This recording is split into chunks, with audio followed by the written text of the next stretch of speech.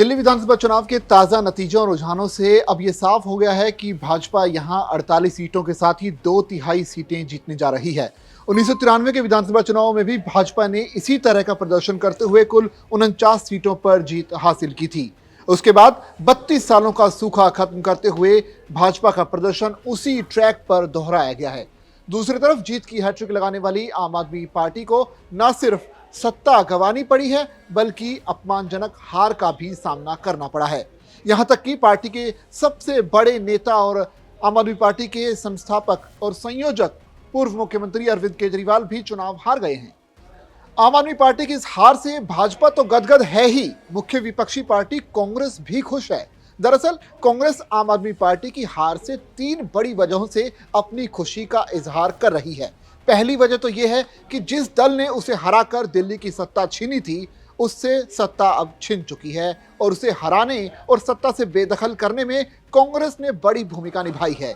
इसे इस तरह से समझा जा सकता है कि दिल्ली की 12 सीटें ऐसी हैं जहां कांग्रेस की वजह से आम आदमी पार्टी को हार का सामना करना पड़ा है।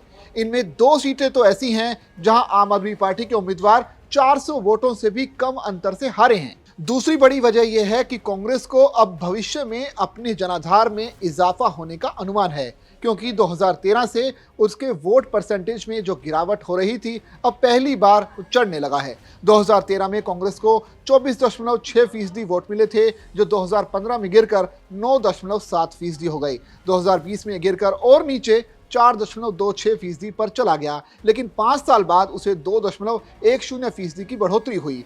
हालिया चुनाव में कांग्रेस को भले ही एक सीट भी हासिल नहीं हुई हो, लेकिन उसका वोट परसेंटेज, वोट शेयर 6.36% हो गया है। कांग्रेस महासचिव जयराम रमेश ने कहा कि 5 साल बाद उनकी पार्टी का वोट शेयर अब बढ़ने लगा है और सत्ता में वापसी की उनकी उम्मीदें भी इसी राह पर आगे बढ़ने लगी हैं। कांग्रेस की खुशी की तीसरी बड़ी वजह है पंजाब से जुड़ी हुई, जो सबसे ज्यादा बड़ी है।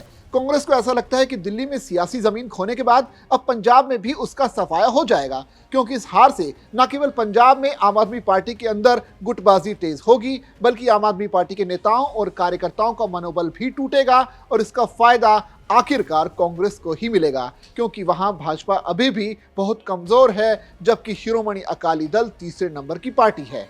पंजाब में भी 2022 के विधानसभा चुनाव में आम आदमी पार्टी ने कांग्रेस को ही हराकर सत्ता हासिल की थी। 2027 में पंजाब में विधानसभा चुनाव होने हैं, ऐसे में कांग्रेस को उम्मीद है कि वहां उन्हें जीत मिल सकती है। बता दें कि 2022 के पंजाब चुनाव में 177 सदस्यों वाली विधानसभा में आम आदमी पार्टी ने 92 सीटें जीतकर भगवंत मान के नेतृत्व में सरकार बनाई थी, लेकिन कांग्रेस 18 सीटें जीतकर दूसरे नंबर पर रही थी। अकाली दल को अब 3 और भाजपा को 2, बीएसपी को 1 सीट मिली थी। कांग्रेस नेताओं को लगता है कि दिल्ली चुनाव में आम आदमी पार्टी की हार से दोनों ही राज्यों में लाखों कांग्रेसी कार्यकर्ताओं का मनोबल बढ़ेगा और आखिरकार वो जीत के निरंतर प्रयासों की तरफ बढ़ सकेंगे और दोनों ही राज्यों में कांग्रेस की सरकार भी बन सकती है।